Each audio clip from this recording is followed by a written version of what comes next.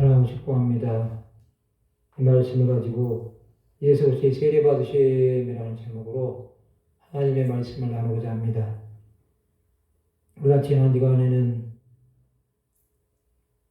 복음의 시작인 예수 그리스도에 대해 들었습니다.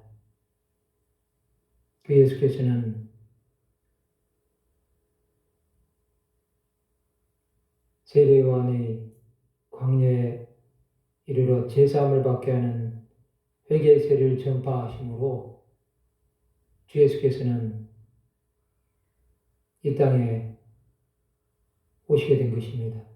그가 베푼 요단강에서의 물세를 통해서 예수 그리스도는 이제 사역을 시작하시게 됩니다. 그것이 오늘 보면 마가복음 1장 9절에서 11절에 나오는 말씀입니다. 이 말씀을 보면 예수께서 세례 받으심이 어떠한 것인지 우리에게 하나님께서 말씀해 주고 계십니다. 오늘 보면 마가복음 1장 9절에 보면 그때 예수께서 갈릴리 나사렛으로부터 와서 요단강에서 요한에게 세례를 받으시고 라고 말씀하고 있습니다. 첫 번째로 요단강에서 요한에게 세례를 받으셨다는 것입니다. 예수 그리스도는 갈릴리 나사렛에서 오셨다고 말씀하고 있습니다. 예수 그리스도는 나사렛 예수로 불리시고 계십니다.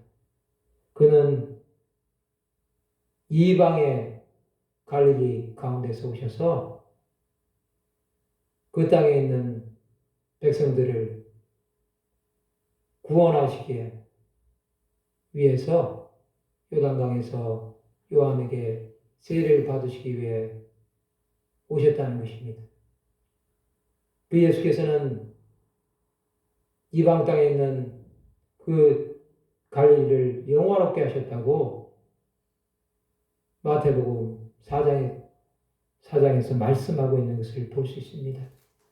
우리가 이 예수께서 행하신 일을 보면 정말로 하나님께서 얼마나 그를 사랑하셨는지를 말씀하고 있는 것을 볼 수 있습니다. 이 이방의 갈릴리, 그것은 정말로 버림받을 수밖에 없고 많은 사람들에게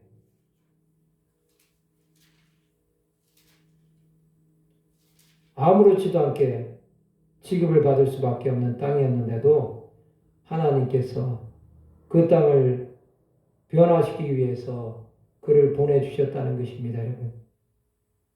여러분, 이 요단강에서 요한에게 세례를 받으시고 올라오시는 그 주님은 완전히 변화된 모습으로 그의 형체가 영광스러운 모습으로 나타나시기에 조금도 부족함이 없는 분이라는 사실을 우리는 알아야 됩니다.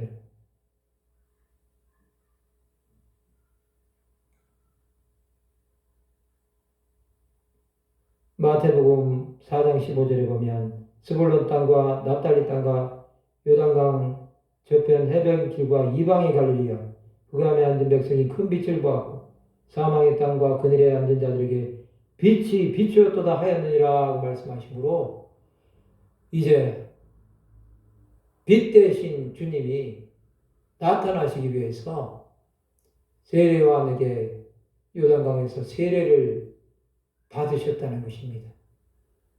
이 주님이 세례 받으시면 여러분, 그가 성령으로 세례를 베푸시는 분이심을 확증하기 위한 사건이었다는 것입니다. 이 세례는 여러분, 예수께서 공생의 사역을 시작하시면서 받으셨기에 그 시간은 하늘에 있는 성삼위 하나님이 동일하게 역사하시는 시간이었습니다. 그 성삼위 하나님 가운데 성자 되신 예수께서는 사람의 모습으로 땅에 오셨고 성부와 성령은 하늘에서 이제 구원 사역을 시작하시기 위한 계획을 이 성삼위 하나님이 이제 땅에서 계시는 성자를 통해 이루시는 시간이 다 되었음을 보여주시는 것입니다, 여러분. 두 번째로 여러분, 고물에서 올라오실 때 하늘이 갈라짐과 성령의 비둘기같이 자기에게 내려오심을 보시더니라고 말씀하고 있습니다. 여러분, 두 번째로 보시면 물에서 올라오셨다고 했습니다. 이것은 여러분 예수 그리스도의 죽으심을 상징하고 있습니다. 물세례를 받으면 여러분 물에서 올라오실 수밖에 없습니다. 물속에 완전히 잠겼다가 다시 나옴으로 말미암아 이제 하늘에서 내려오신 하나님 되신 그분이 자신을 비워 종의 모습으로 나타나심을 상징하는 사건이라고 볼 수 있습니다. 이 물에서 올라오실 때 여러분 그의 신성은 잠시 이제 하나님께서 거두어 가신 것입니다. 그럴 때 여러분 어떠한 일이 일어납니까? 여러분 하늘이 갈라짐과 성령의 비둘기같이 자기에게 내려오심을 보시더니 하늘이 갈라졌다고 했습니다. 예수 그리스도께서 공생의 사역을 시작하시면서 여러분 하늘이 갈라진 것은 여러분 예수 그리스도의 세례 사건과 그 십자가에서 죽으심 외에는 없었습니다. 여러분. 그 정도로 중요한 시간이었다는 것입니다. 하늘이 갈라질 정도로 하늘과 땅이 예수 그리스도의 세례 사건 가운데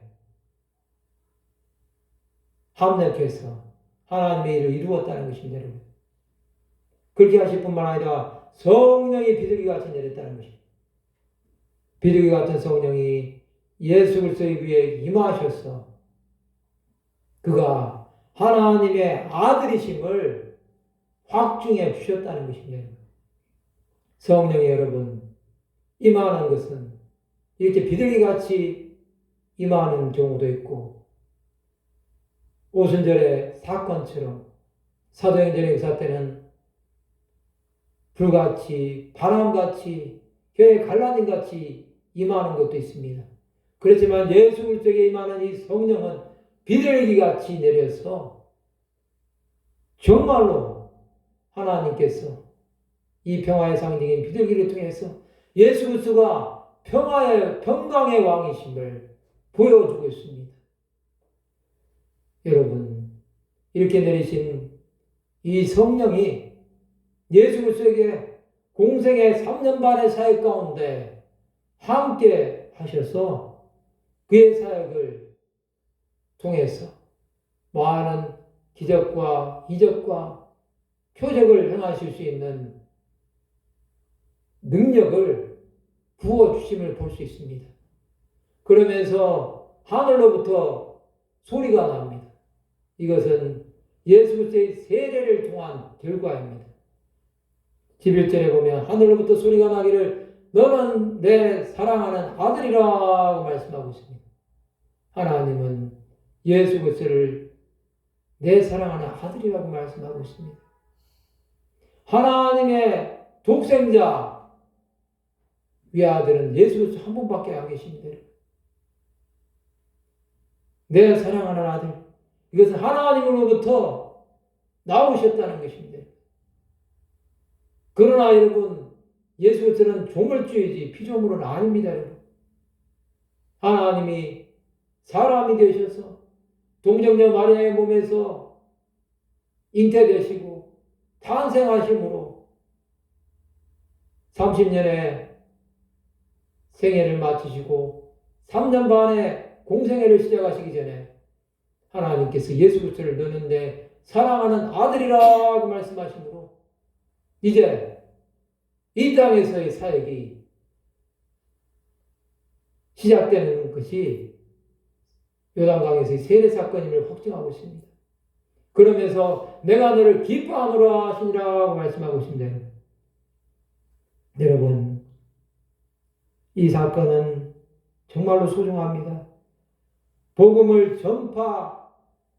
전파하시기 전에 세례를 받으시고 그 다음에 시험을 받으시면서 사탄의 시험을 이기시고 갈릴리에서 복음을 전파하심으로 이제는 회당에서 가르치시고 하나님의 나라를 전파하시고 모든 병과 모든 약한 것을 고치시는 그 예수 그리스도의 3대 사역을 감당할 수 있는 이 기초를 다 놓으신 사건이 요단강에서의 세례 사건이라고 볼 수 있습니다. 여러분, 하나님께서는 예수를 통한 이 세례 사건을 통해서 하나님 나라가 온전하게 전파되기를 원하셨다는 것입니다. 여러분, 요단강에서 세례를 받고 물 위로 올라오시는 주 예수 그리스도를 한번 생각해 보십시오. 그의 모습은 정말로 아름다운 모습이었을 것입니다. 그의 모습은 하늘에서 보기에도 성령이 임함으로 누가 보아도 하나님의 아들이라고 할 정도로 굉장히 영화로운 모습이었을 것입니다. 이런 하나님을 예수 그리스도는 아버지라고 불렀다는 것입니다. 여러분, 이 마가복음 1장에 나오는 이 세례 사건, 그 의미를 한번 생각해 보십시오. 이 세례는 여러분, 주와 함께 죽고 주와 함께 다시 살아나는 것을 말하고 있습니다. 이것이 없으면 우리는 여러분, 예수 그리스도와 함께 하나가 되지 못합니다. 여러분, 우리는 여러분, 한 사람 아담으로부터 죄인된 자로 세상 가운데 태어났습니다. 그런 우리가 이제는 한 사람 예수 그리스도로 말미암아 생명에 이르는 자가 되었다는 사실입니다.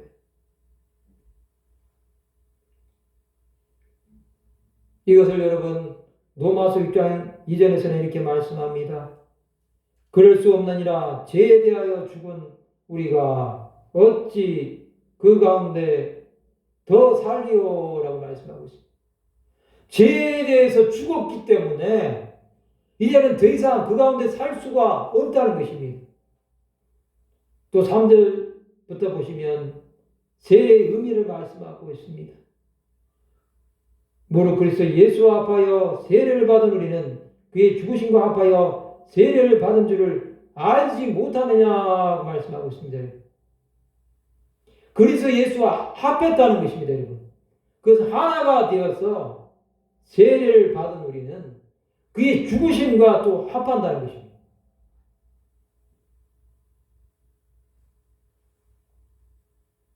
또 4절에 보면 그러므로 우리가 그의 죽으심과 합하여 세례를 받음으로 그와 함께 장사되었나니 이는 아버지의 영광으로 말미암아 그리스도를 죽은 자 가운데서 살리심과 같이 우리로 또한 새 생명 가운데서 행하게 하려 함이라 말씀하고 있습니다. 새 생명으로 다시 거듭나는 것이 세례입니다. 이 세례를 예수 그리스도께서 받으심으로 이제는 죄에서 용서함을 받고 거듭남 하나님의 자녀가 되는 권세를 주셨다는 것입니다. 그래서 요한복음 1장 12절에 있는 말씀처럼 영접하는 자, 곧 그 이름을 믿는 자들에게는 하나님의 자녀가 되는 권세를 주셨나니라고 말씀하고 있습니다. 이것은 혈통으로나 육정으로 나지 아니하고 오직 하나님으로부터 났다고 말씀하지 않습니까, 여러분? 우리는 여러분 이 세례의 의미를 알아야 됩니다, 여러분. 우리는 그리스도 예수와 함께 죽었기 때문에 그리스도 예수와 함께 또한 연합한 자가 되어야 되겠습니다. 우리는 여러분 죄 가운데서 영원히 멸망받을 수밖에 없었습니다. 그러나 예수께서 오심으로 말미암아 이제는 사망의 권세는 다 떠나가게 되었습니다. 우리의 삶 가운데 이 예수로 말미암는 이 세례, 그것은 여러분 하나님의 나라를 위해서 우리가 반드시 있어야 된다는 사실을 우리는 깨달아야 되겠습니다. 예수 그리스도는 여러분 요한복음 1장 14절에 있는 말씀처럼 말씀이 육신이 되어 우리 가운데 거하심에 우리가 그의 영광을 보니 아버지의 독생자의 영광이요 은혜와 진리가 충만하더라는 말씀처럼 말씀이 육신이 되어서 우리 가운데 오셨습니다. 이 성육신이 이 세례를 통해서 그의 죽으심은 여러분 우리로 하여금 다시 살아날 수 있는 길을 열어주신 것입니다. 물속에 장사되어서 죽음으로 간 사람은 여러분 다시 살아나는 부활 생명이 없으면 그는 죽을 수밖에 없습니다. 그렇지만 예수 그리스도는 여러분 죽으실 뿐만 아니라 다시 살아남으로 그를 믿는 모든 자들에게 산 소망을 주시지 않았습니까, 여러분? 여러분, 우리는 예수 그리스도의 이 세례를 바라보면서 세례요한이 했던 말씀을 기억해야 됩니다. 보라, 세상 죄를 지고 가는 어린 양이로다 말씀하지 않았습니까? 세상 죄를 다 지고 가기 위해서 세례를 받으셨고 그 세례를 통해서 하나님께서 예수 그리스도에게 비둘기 같은 성령이 임하심으로 그에게 세상의 모든 죄를 다 전가하셨다는 것입니다. 그래야므로 여러분 예수 그리스도는 십자가를 질 수 있는 능력을 하나님께서 주셨다는 것입니다. 저주를 받을 수밖에 없는 인생들에게 예수께서 오시지 않았다고 한다면 우리는 여러분 여전히 죄 가운데 살다가 영원한 멸망에 이를 수밖에 없었을 것입니다. 그러나 여러분 우리가 예수로 말미암는 이 구원의 은혜를 감사할 수 있는 것은 그가 죽으심으로 우리가 죄에 대하여 죽고 의에 대하여 사는 자들이 되게 하셨다는 것입니다. 여러분, 성삼위 하나님은 우리를 살리시기 위한 하나님의 그 계획 가운데 예수 그리스도를 보내시지 않으면 도저히 사람들의 죄를 살 방법이 없었기 때문에 하나님의 독생자를 보내셨다는 것입니다. 이 세례를 생각하면서 우리가 이 땅 가운데서 물세례를 받고 또 예수 그리스도에게 성령으로 세례를 받음으로 우리가 이제는 더 이상 죄 가운데 머무는 자가 아니라 하나님으로부터 난 자가 되는 삶을 살기 위해서 우리가 그의 뜻 가운데 거하는 삶을 살아야 되겠다는 것입니다. 아직도 여러분 우리가 예수께서 받으신 이 세례의 의미를 모른다고 한다면 우리는 여러분 그리스도와 분리되어 있는 자라고 생각할 수밖에 없습니다. 그러나 여러분 우리가 이 의미를 깨닫고 우리가 죄에 대하여 완전히 죽은 자는 그리스도께서 다시 부활하실 때 그 부활 생명으로 우리를 살리셨다는 것을 깨달아야 됩니다. 또 주님께서 다시 이 땅에 오실 때 우리는 주와 함께 공중으로 들어 올라가서 그리스도의 혼인잔치에 참여하는 자들이 된다는 사실을 기억해야 됩니다. 하나님께서 예수 그리스도를 기뻐하셨다는 것, 그것은 여러분 성삼위 하나님이 예수를 통한 구원이 이제 시작되었음을 선포하는 것이고, 자기 백성들의 죄를 지시고 그들을 구원하기에 합당한 분이시라는 그러한 하나님의 선언이라는 것입니다. 이 말씀을 통해서 예수 그리스도는 여러분 공생의 사역을 다 마치시고 겟세마네 동산에서 잡히시기 전에 기도하실 때 이 잔을 내게서 지나가게 하옵소서. 그러나 나의 원대로 마옵시고 아버지의 원대로 되기를 원하나이다 하는 그러한 간절한 기도 제목이 이 말씀을 통해서 이루어짐을 우리는 볼 수 있습니다. 하나님께서 기뻐하시기 때문에 그가 십자가를 지심으로 그 구원을 성취하실 수 있었다는 것입니다. 만약에 예수께서 여러분 이 십자가 잔을 거절하셨다고 한다면 우리는 여전히 죄 가운데 있다가 멸망에 이르렀을 것이고, 그렇다고 한다면 예수께서 이 땅에 오신 목적은 다 사라졌을 것입니다. 그것이야말로 사탄이 원하는 것이 아니겠습니까? 그러나 예수께서는 끝까지 자기 사람들을 사랑하시고 인류의 죄에 대해서 오래 참으신 그 하나님의 사랑을 나타내시기 위해서 그 모든 형벌을 다 받으신 것입니다. 여러분, 이 예수 그리스도의 세례를 생각하시면서 우리는 다시 한번 주님께서 우리를 얼마나 사랑하셨는지를 한번 생각해보는 시간이 되시기를 바랍니다.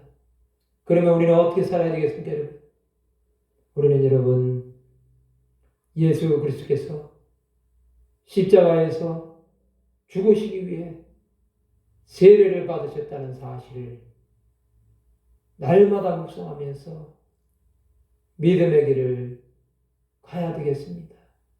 주님은 여러분, 우리를 너무나 사랑하시기 때문에 한 영혼이라도 더 구원하시기 위해서 자기 목숨을 버려서 스스로 죽음의 길을 택하신 것입니다.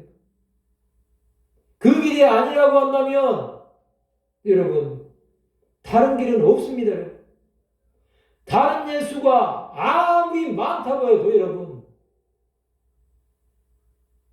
세상에 예수의 이름 외에는 구원자가 없습니다. 여러분 사람의 이름으로는 여러분 아무리 뛰어난 사람이라고 해도 능력이 많은 자라고 할지라도 하나님의 사람 선지자들이라고 할지라도 열두사도라고 할지라도 사도 바울이라고 할지라도 그들의 이름으로는 구원을 받지 못합니다. 여러분 우리는 그것을 분명하게 알아야 됩니다.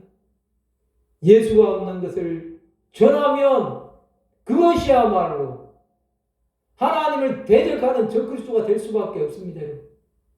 우리는 여러분 예수께서 이루신 이 구원의 역사를 위해서 우리의 남은 생명을 온전히 하나님 앞에 헌신하고 우리가 가는 길 가운데 주님께서 동행하심을 믿고 그를 따라감으로 우리가 영원한 하나님의 나라에 이르렀을 때 주께서 우리를 받아주심을 보아야 되겠습니다. 이 세례가 여러분 우리를 살리셨다고 믿는다고 한다면 우리는 주님을 더욱더 사랑해야 되겠습니다. 그 주님의 사랑 가운데 조금이라도 의심하지 말고 또한 그것이 부족하다고 하나님 앞에 감히 원망하거나 불평한다고 한다면 하나님은 우리를 용서하실 수가 없습니다. 다른 것은 몰라도 여러분 우리는 절대로 하나님을 향해서는 죄를 짓지 말아야 됩니다. 그것은 예수 그리스도를 십자가에 2번 못 박는 죄를 저지르는 것입니다. 우리는 여러분 수많은 사람들이 행했던 그 100여 개를 가는 자들이 한 사람도 나오지 않기를 바랍니다. 그 길은 여러분 주님을 정죄하는 자가 되는 것입니다. 우리가 여러분 예수 그리스도를 알면 알수록 그분은 여러분 우리를 위해서 모든 것을 다 내어주셨다는 것을 여러분 절절히 깨달아 가시기를 바랍니다. 죽기까지 복종하셨다는 것, 그것은 여러분 하나님 앞에 철저하게 종이 되지 않으면 할 수가 없었습니다. 우리가 여러분 아무리 죽기까지 복종한다고 한들 그것이 하나님께 무슨 소용이 있겠습니까? 여러분? 죄를 지은 죄인이 아무리 용서를 구한다고 한들 여러분 그 죄를 용서하는 분이 용서하지 않으면 끝나는 것입니다. 우리가 무슨 자격이 있어서 여러분 하나님께서 용서해 주셨겠습니까? 주의 죽으심이 있었기 때문에 용서가 가능했고 그의 십자가를 지심이 있었기 때문에 가능했고 또한 그가 고난을 당하시고 완전히 부활하심으로 이 모든 것이 다 이루어진 것입니다. 그렇기 때문에 여러분 우리는 그리스도를 바라보시면서 그가 세례를 통해서 이루신 이 놀라운 역사를 우리만 믿을 뿐만 아니라 아직도 주님을 알지 못하는 수많은 자들에게 전하는 귀한 믿음의 삶을 살아가시기를 바랍니다. 말씀을 마치고자 합니다. 예수 그리스도의 요단강에서 세례받으시면 우리를 구원하시기 위한 하나님의 계획이었고 그것이 구원의 시작이었습니다. 그것을 믿음으로 우리의 삶 가운데 주 예수로부터 말미암는 구원의 역사를 계속해서 우리 생명 다할 때까지 기록해 나가시는 하나님의 사람들이 다 되시기를 주님의 이름으로 축원합니다. 기도하시겠습니다. 하나님 아버지 은혜를 감사합니다. 예수